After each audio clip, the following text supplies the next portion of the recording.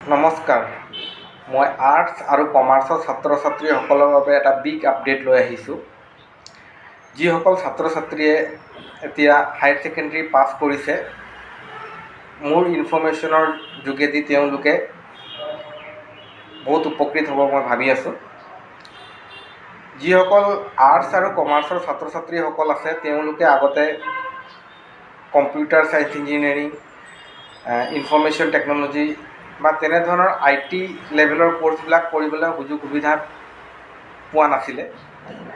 যিহেতু চৰকাৰৰ new education পলিচিৰ মতে BVOC বেচেলাৰ ইন ভকেশ্যনেল 3 বছৰীয়া পাঠ্যক্ৰম UGCৰ দ্বাৰা ৰিকগনাইজ ডিগ্ৰী কোৰ্চ, এই পাঠ্যক্ৰমৰ জৰিয়তে যিসকল ছাত্ৰ ছাত্ৰী আৰ্টছ আৰু কমাৰ্চৰ পৰা হায়াৰ ছেকেণ্ডেৰী পাছ কৰিছে, তেওঁলোকেও ইনফৰ্মেশ্যন টেকন'লজি, ছফ্টৱেৰ ইঞ্জিনিয়াৰিং এই বিভাগত নিজৰ নাম ভৰ্তি কৰিব পাৰিব। যিসকল ছাত্ৰ ছাত্ৰী ইনফৰ্মেশ্যন টেকন'লজি, ছফ্টৱেৰ ইঞ্জিনিয়াৰিঙত নাম ভৰ্তি কৰিব ইচ্ছুক, তেওঁলোকে যোগাযোগ কৰিব পাৰে আমাৰ অসম ITI ডিব্ৰুগড়ত। তলৰ স্ক্ৰীণত মোৰ নম্বৰটো ডিছপ্লে হৈ আছে।